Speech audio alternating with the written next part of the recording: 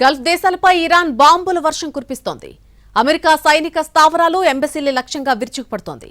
ప్రతీకార దాడులకు కాచుకోవాలని గల్ఫ్ దేశాలు ఇరాన్ను హెచ్చరించాయి. గల్ఫ్లోని అమెరికా మిత్ర దేశాలపై ఇరాన్ బాంబుల వర్షం కురిపిస్తోంది. Dubai, Bahrain, Qatar, Abu Dhabi, Sharjah, కువైట్లలోని అమెరికా ఎంబసీలు, సైనిక స్థావరాలే టార్గెట్గా దాడులు చేస్తోంది. ఆయా దేశాల్లోని ఇరాన్ వాసులుండే ప్రాంతాలు కాకుండా ఇతర దేశస్థులు ఉండే ఏరియాలపై క్షిపణులతో విధ్వంసం చేస్తోంది. ఖతార్పై ఇరాన్ మిసైళ్ల వర్షం కురిపిస్తోంది. మరోవైపు ఇరాన్ ఎయిర్ స్ట్రైక్ పై ఖతార్ ఆగ్రహం వ్యక్తం చేసింది. ఇంటర్నేషనల్ ఎయిర్పోర్ట్తో పాటు పౌర మౌలిక సదుపాయాలపై దాడులు జరిగాయని ప్రకటించింది. 2 ఎనర్జీ ప్లాంట్స్పై క్షిపణి దాడులు జరిగాయని ఖతార్ రక్షణ మంత్రిత్వ శాఖ తెలిపింది. దాడి వల్ల జరిగిన నష్టాన్ని అధికారులు అంచనా వేస్తున్నారని చెప్పింది. ఇరాన్ దాడులను అడ్డుకున్నామని తెలిపింది.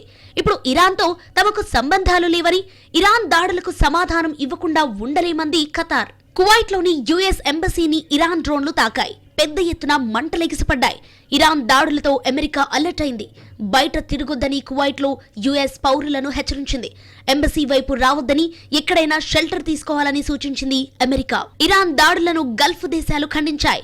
ఇరాన్ వరుస దాడులతో Bahrain, Jordan, Kuwait, Qatar, Saudi, UAE video conference ద్వారా అత్యవసర సమావేశమయ్యాయి. ఇరాన్ ఉద్దేశపూర్వకంగానే ఉద్రిక్తతలను పెంచుతోందని ఆందోళన వ్యక్తం చేశాయి. తమ దేశాల సార్వభౌమత్వాన్ని ఇరాన్ ఉల్లంఘించిందని ఆరోపించాయి. వెంటనే దాడులాపాలని, లేదంటే పరిణామాలు తీవ్రంగా ఉంటాయని హెచ్చరించాయి.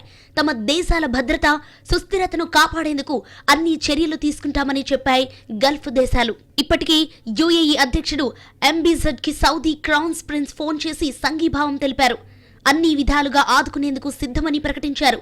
ఇటు సౌదీ విదేశాంగ శాఖ మంత్రి ఇరాన్పై మండిపడ్డారు. దాడులకు అమెరికా, ఇజ్రాయెల్కు తమ భూభాగంలోకి అనుమతి ఇవ్వమని ప్రకటించినప్పటికీ ఇరాన్ దాడులు చేసిందని ఫైర్ అయ్యారు.